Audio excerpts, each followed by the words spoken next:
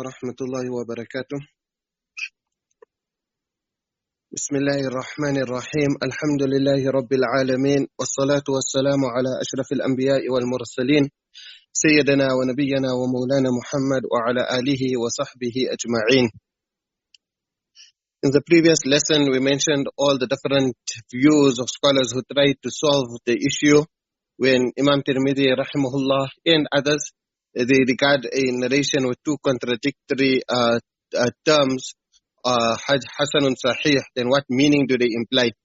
So now, to focus on the solutions which Ibn Hajar rahimahullah presents here. So Ibn Hajar rahimahullah basically is claiming that there are one of two possibilities. Either a narration is transmitted with one chain of transmission, or it is related with many chains of transmission. So now why does he create this distinction? The reason is because he is taking this answer from Ibn Salah rahimahullah. And when Ibn Salah rahimahullah mentioned it, then scholars objected on Ibn Salah rahimahullah. So Ibn Salah rahimahullah gave the same, so to say, solution. He said, وَجَوَابُهُ أَنَّ ذَلِكَ رَاجِعٌ إِلَى الْإِسْنَادِ فَإِذَا رَوَى الْحَدِيث الْوَاحِدِ بِإِسْنَادَيْن أَحَدُهُمَا إِسْنَادٌ حَسَنٌ وَالْآخَرُ إِسْنَادٌ صَحِيحٌ استقام أن يقال فيه إنه حديث حسن صحيح أي إنه حسن بالنسبة إلى إسناد صحيح بالنسبة إلى إسناد آخر. So he is giving this exact same answer which Ibn Hajar is copying here. But now Ibn Hajar is well aware that Ibn Daqiq al-Eid rahimahullah, for example, said وأقول أما الأول فيرد عليه الأحاديث التي قيل فيها حديث حسن صحيح مع أنه ليس لها إلا مخرج واحد ووجه واحد. He mentions this in Al-Iqtirah في فن الاصطلاح. It's on page 198. It's actually right at the beginning of the kitab, but in this Dar al-Bashair al-Islamiyya print, the kitab only starts on page 185, and then there are a whole lot of footnotes. So that's how come the reference becomes page 198. Otherwise, probably if you have another print, it will be page 4 or 5, somewhere like there, because it's right in the starting of the kitab. So, Ibn Hajar rahimahullah saw this answer of Ibn Salah rahimahullah, then he saw the objections which are raised, and therefore, to save himself from those objections, he created a difference between those narrations which are transmitted with one chain of transmission and those which are narrated with many chains of transmission. So he mentions that if there is only one chain of transmission, then he offered the following interpretation. Also, the lesson today is with mobile data. Normally it's with Wi-Fi. So if it breaks up or anything, then you should let me know, because here if it's transmitted through one chain of transmission, this is the interpretation which he gives. He says, فَإِن جُمِعَا أي الصحيح والحسن في Now here, if you got the print of Sheikh Nuruddin Itr, you're going to see that he put في وصف واحد. So he made it like that. But if you have to go through Qadā'ul Watr and Qadā'ul Watr, you'll see there Alam al-Qani insists that it has to be fi wasfi wahidin. So not fi wasfin wahidin as a musuf sifat, rather as mudaf ilay. So fi wasfi wahidin. So nevertheless, if you're interested in that whole thing, then you can go check it up there in Qadā'ul Watr, which is probably thus far my best commentary on Nuzha an-Naḍar. So he says that كقول الترمذي وغيره حديث حسن صحيح فللتردد الحاصل من المجتهد في الناقل. You can see that he's saying that the mujtahid. So here when he's saying the mujtahid, is referring to the scholar who is saying it. So if it's Imam Tirmidhi rahimahullah who mentions it frequently, or like we said that Ali bin Madini rahimahullah also would mention it, Imam Bukhari rahimahullah also would mention it. So this mujtahid who is mentioned, because they were mujtahidun in the field of hadith. So he's saying فَلِتَرَدُّدِ الْحَاصِلِ مِنَ الْمُجْتَهِدِ فِي النَّاقِلِ. It's this mujtahid who has the doubt. أَلِ اجْتَمَعَتْ فِيهِ شُرُوطُ الصِّحَّةِ أَوْ قَصُرَ عَنْهَا. That this particular narrator, does he fulfill the conditions of sihha? Does he have that kind of excellent memory? أَوْ قَصُرَ عَنْهَا. Or is his memory slightly weak, which would mean that he does not fulfill the conditions of sahih, and therefore he will be regarded as, his narrations would be graded as hasan. So he says, وَهَذَا حَيْثُ يَحْصُلُ مِنْهُ التَّفَرُّدْ بِتِلْكَ الرِّوَايَةِ. See, that he's saying that this year, if it's only transmitted via one chain of transmission. Now he's commenting on this here, and he's saying, وَعُرِفَ بِهَذَا جَوَابُ مَنِ اسْتَشْكَلَ الْجَمْعَ بَيْنَ الْوَصْفَيْنِ. That here, this is the answer for those who have found it difficult to understand it. How can you have these two contradictory terms mentioned together? And then they would say that al-Hasan qasirun an as-Sahīh, that Hasan is inferior to Sahih. فَفِي الْجَمْعِ بَيْنَ الْوَصْفَيْنِ إِثْبَاتٌ لِذَلِكَ الْقُصُورِ وَنَفْيُهُ. By combining these two, you are basically bringing it down to the level of Hasan, and you are raising it to the status of Sahih. So it becomes contradictory. So he's saying, وَمُحَصَّلُ الْجَوَابِ أَنَّ تَرَدُّدَ أَئِمَّةِ الْحَدِيثِ. Now they, on top he mentioned, فَلِلتَّرَدُّدِ الْحَاصِلِ مِنَ الْمُجْتَهِدِ بِالنَّاقِلِ. And that's why when we were explaining it in the previous, on Thursday, then I told you that how does the mujtahid, what Ibn Hajar is meaning, that how would the mujtahid become doubtful, is because you will find that scholars, when they are grading this particular narrator, then they are using different terms.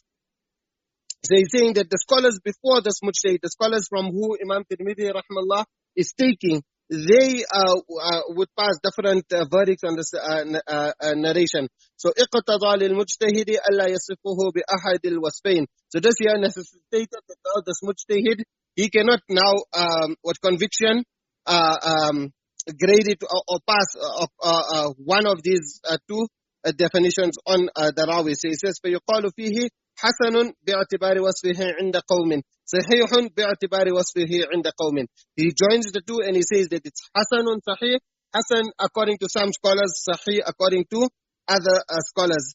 And then he says that وغاية ما فيه أنه حذف منه حرف التردد.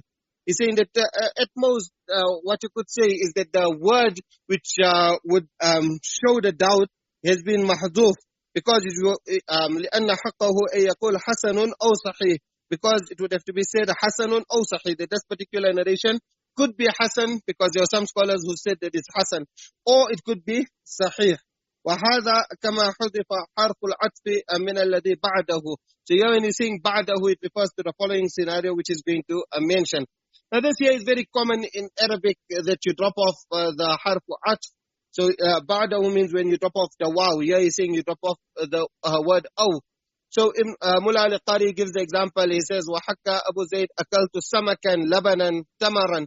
That if a person has to utter a statement like this in Arabic, no one would say that his statement does not make sense, what he is saying is wrong. Rather, they would understand that he ate fish also, and milk and dates. So he's saying, and likewise, the word aw could have also been mahduf, and it's common in Arabic. Like if someone has to say akul samak wal laban, then if in response to that you say kul samakan labanan, it means aw labanan. So Mullah al-Qari then says وَذَلِكَ لِقِيَامِ قَرِينَةٍ دَالَّةٍ عَلَى أَنَّ الْمُرَادَ أَحَدُهُمَا. An example of this here from Ḥadīth is that in Sahih Muslim, there is that narration which comes from Munzir bin Jarir, where he narrates from his father, a lengthy Ḥadīth, and after that Nabi sallallahu alayhi wa sallam gave a khutbah, and in that it comes there, تَصَدَّقَ رَجُلٌ مِّن دِينَارِهِ مِن دِرْهَمِهِ مِن ثَوْبِهِ min sa'i burrihi, min sa'i tamarihi. So you can see that the harf at has been mahzuf. Then based on all of this here, Ibn Hajar then says وَعَلَى هَذَا فَمَا قِيلَ فِيهِ حَسَنٌ صَحِيحٌ دُونَ مَا قِيلَ فِيهِ صَحِيحٌ. That based on all of this, that you're saying that some scholars doubted, or some scholars passed such remarks on the narrator, which would mean that his narrations are Hasan, whereas others pass such remarks which would mean that his narrations are Sahih, and therefore the mujtahid has doubted. So he's saying that based on this whole thing, if a hadith has been graded as Hasanun Sahih, it would be more inferior to a narration which is graded as Sahih. Why? لأن الجزم أقوى من التردد.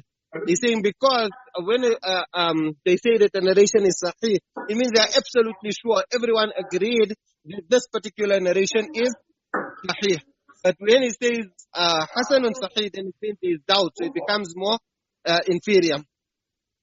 So here you can see that Ibn Hajar rahmallah is suggesting that because scholars used different words to describe a particular narrator, there are two possibilities.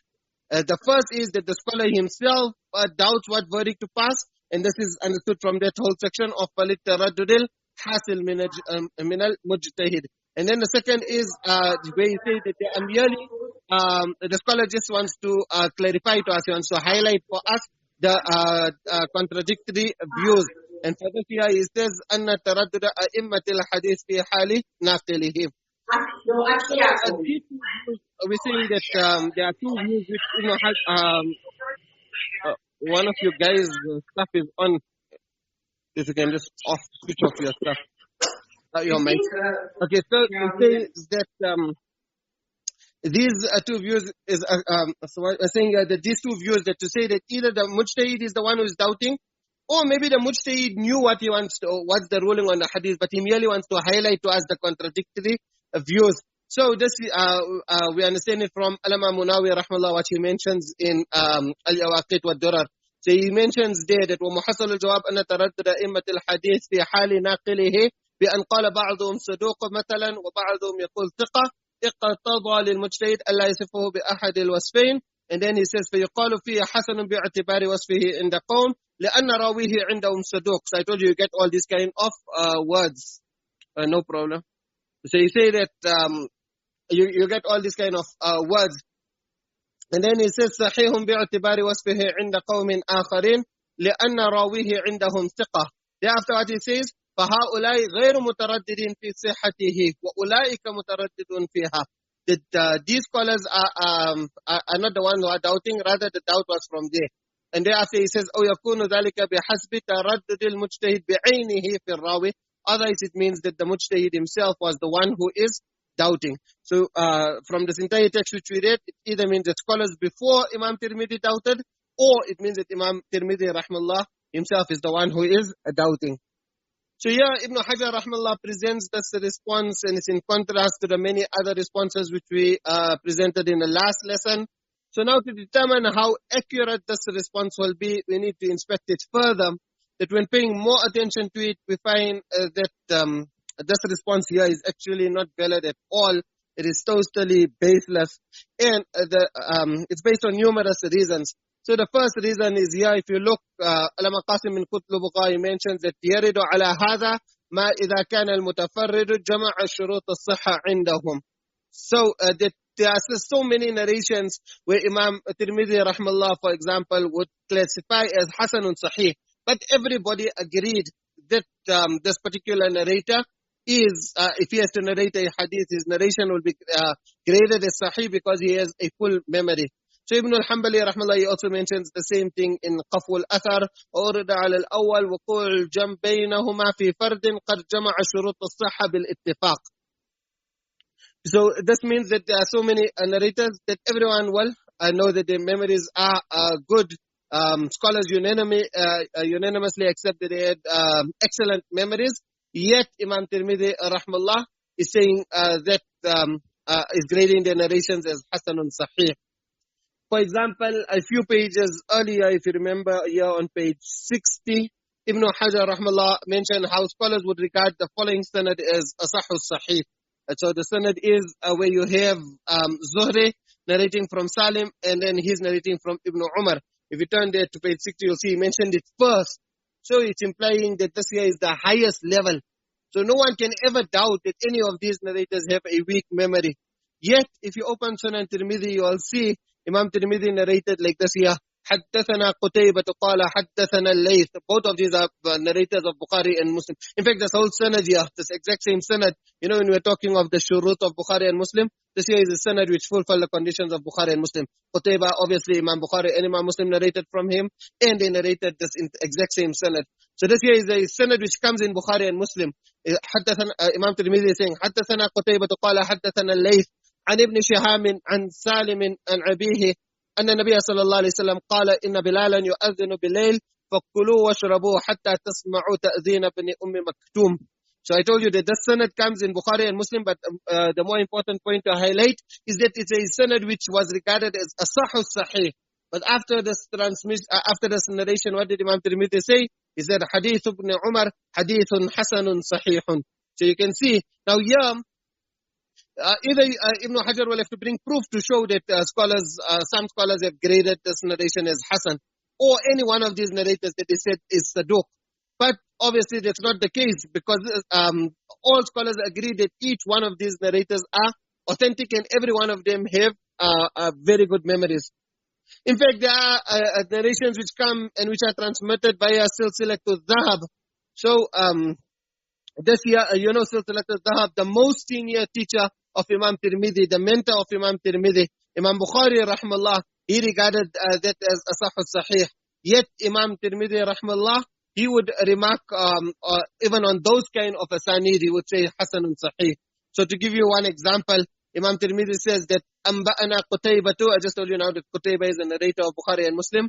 قال أنبأنا مالك بن أنس عن نافع عن ابن عمر رضي الله عنه قال لعن رجل امرأته وفرق النبي صلى الله عليه وسلم بينهما وألحق الولد بالأم. After this narration, Imam Tirmidhi said that قال أبو عيسى هذا حديث حسن صحيح والعمل على هذا عند أهل العلم. So you can see it's narrated by silsilatul dhahab. There's only one additional narrator, and that is Qutayba, who is also a narrator of Bukhari and Muslim. So in this way here, that if you have to look at this sanad here, Malik, an-Nafi, and Ibn Umar, in fact, just looking at this sanad, you're overtaken with so much ru'b, with so much awe, that it's narrated with the most elite, the cream of the crop, that if anyone has to criticize any of these narrators, then the criticism will fall back on themselves. No one can ever doubt the memory of any of these narrators. Definitely just seeing the sanad, you would know that it is an authentic sanad. Yet what Imam Tirmidhi is saying, Hadithun Hasanun Sahih. So it's definite that no one would have ever graded this here as a Hasan, because if you have to grade it as a Hasan, it would mean that someone has a weak memory. Now, like we said, that there are so many asanid which Imam Bukhari and Imam Muslim rahimahumullah have narrated themselves. So it's not only fulfilling the conditions of Bukhari and Muslim, the whole hadith comes in Bukhari and Muslim. And just few pages back, what did Ibn Hajar rahimahullah tell us? He is the one who told us that the most authentic of all sahih narrations are those narrations which are muttafaq alayh. Although we didn't accept it, but Ibn Hajar is the one who has this view that the most authentic of all narrations are those which are muttafaq alayh. Yet here he's trying to tell us that Imam Tirmidhi is firstly hesitant to call it even sahih. And there were so many scholars who doubted, and there are others who even assumed that it's only Hasan. So this here will actually show us, it leads it to a contradiction, because there he's saying that it is the most, is the highest level of sahih. Now he's saying, yeah, وَعَلَى هَذَا فَمَا قِيلَ فِيهِ حَسَنٌ صَحِيح دُونَ مَا قِيلَ فِيهِ صَحِيح لأن الجزم أقوى من التردد. So it shows that it's a contradiction. It actually becomes an evidence for us, this whole thing. It becomes an evidence for us against Ibn Hajar then. Because then we can tell Ibn Hajar rahmallah, if we have to accept that's what he's saying here, then we can tell him that our response, that the ahadith of Bukhari and Muslim, you remember firstly on page 52 it is, that he said that he gives the faida of an-Naḍar. So we can say here that you are saying that it's so strong, it's actually giving the faida of an-Naḍar, yet there are so many scholars who actually regarded these narrations as Hasan according to your own answer which you gave here.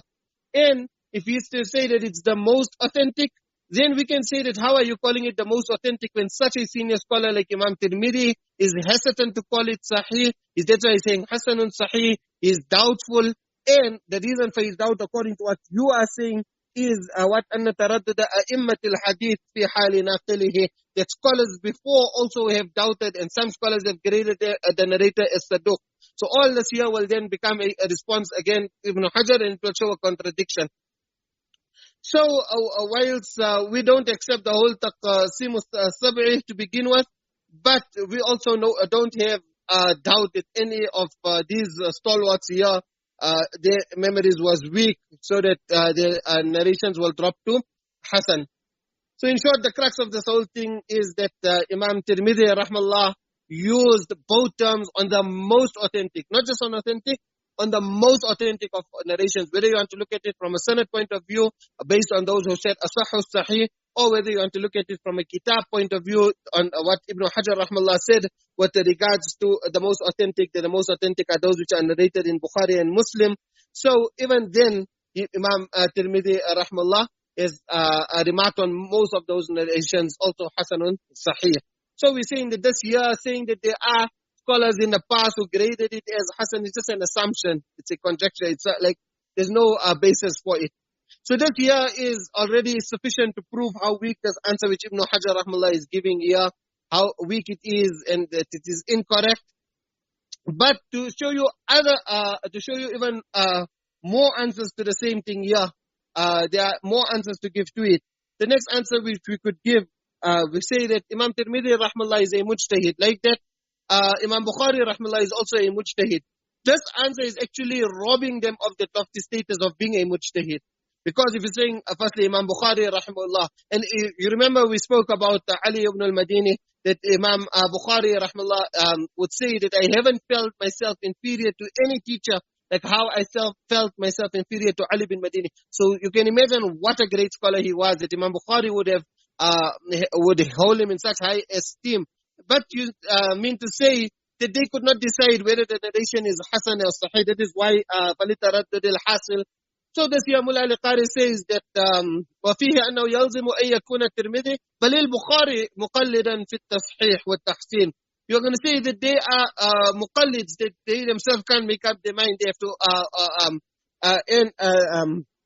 have to follow others.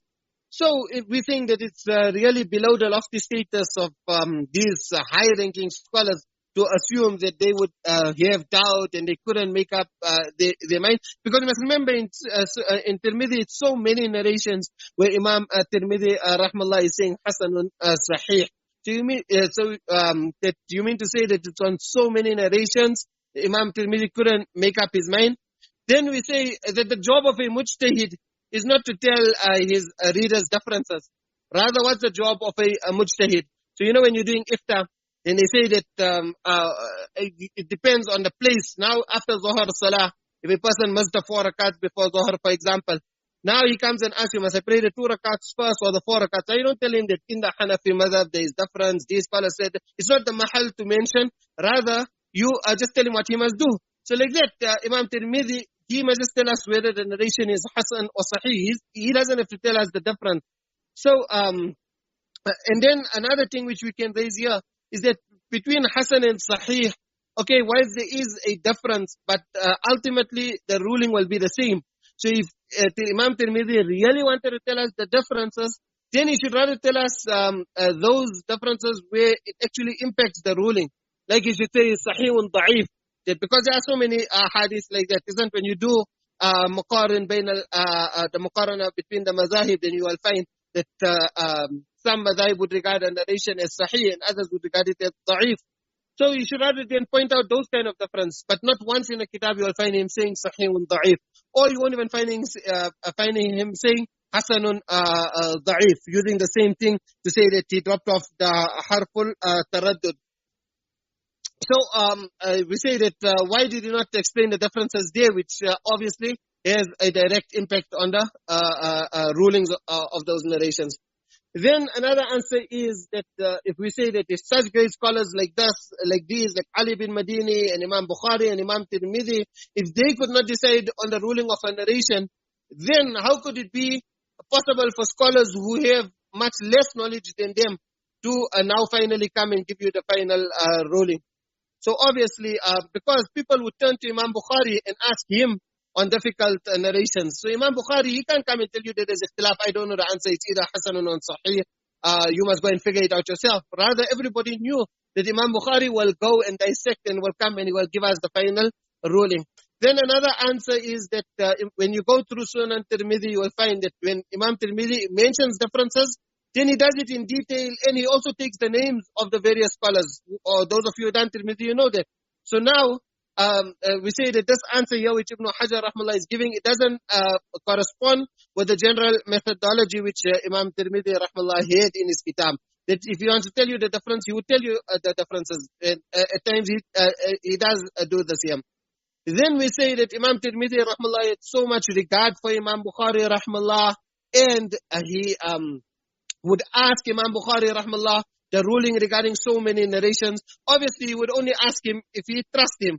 You won't go ask a Shia what to a ruling on a particular thing because you don't trust him. So like that, you only ask someone who you trust. Okay, say maybe he asked him but he didn't trust him. Then you wouldn't have even quoted him. But so many places, Imam Tirmidhi actually quotes the response which Imam Bukhari rahmallah gives. Like if Imam Bukhari gave this response and it's the ultimate response, like he follows Imam Bukhari rahmallah. So we say that if he asked Imam Bukhari rahmallah with regards to so many narrations and he accepted the responses which Imam Bukhari rahmallah gave, then why did he not accept those narrations which Imam Bukhari rahmallah really regarded as sahih and actually put them in his kitab?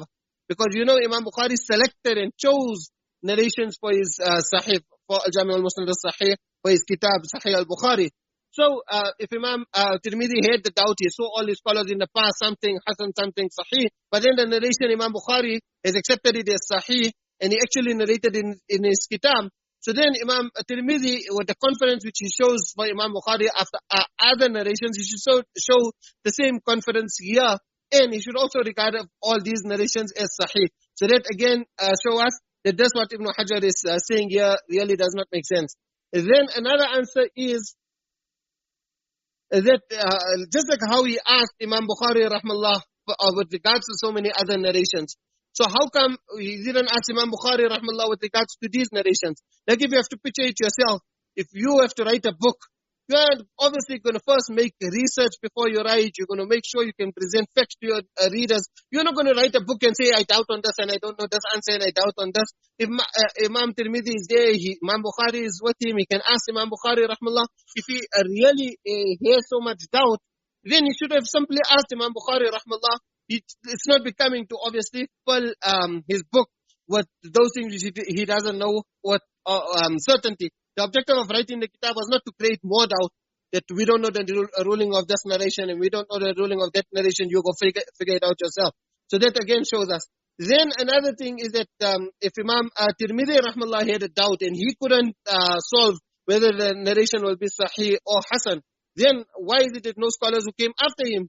Obviously, if Imam Tirmidhi wrote this book here and is throwing it out there, so to say, that I don't know the answers, but that you figure it out. Obviously, at the first opportunities, another scholar would come. At least there are those narrations which are in Sahihain. They would come and say, okay, you don't know the response to this, but your teachers who you have so much regard for, they have said that these are Sahih narrations. All of that are solved already. Now let's look at those narrations which come with Asahul Asanid. Yeah, so all of these now we can take out the Hasanun and we can now say with certainty that they are Sahih. So it's obvious from all of these answers that Imam Tirmidhi rahmallah really did not have a doubt. So these are few answers to show that this view which Ibn Hajar rahmallah is saying here, it's weak. And we mentioned that the first answer was enough, but then there's also another answer which will be sufficient. And it actually applies to the next scenario, but it also fits in here. And the response to this, that becomes our eighth answer to give here, is we say that Ibn Hajar rahmallah, he mentions this answer here, but then he himself dismissed this answer. So if you see here that when he says وَهَذَا كَمَا حَذَفَ حَرْفُ الْعَطْفِ مِنَ الَّذِي بَعْدَهُمْ. So he's mentioning this here in Nuzha. But if you look at his nukat, then there he first quotes from someone else, and thereafter he brought objections on that quote. So we go through the full quote of his in nukat. There he mentions وَأَجَابَ بَعْضُ الْمُتَأَخِّرِينَ عَنْ أَصْلِ الْإِشْكَالِ. So he's mentioning that some have offered this response بأنه باعتبار الصدق الوصفين على الحديث بالنسبة إلى أحوال رواته عند أئمة الحديث، فإذا كان فيهم من يكون حديثه صحيحا عند قوم وحسنا عند قوم يقال فيه ذلك. But then Ibn Hajar is saying ويتعقب هذا بأنه لو أراد ذلك لأتى بالواو. If he really intended it, he would have brought the waw. So here he's saying that that وغاية ما فيه أنه حذف منه حرف التردد. But in his nukat, he's saying that why didn't he actually just mention the waw? So he would have said then hasanun wa sahihun, or he would have brought the word aw, and he would have said that hasanun aw sahihun.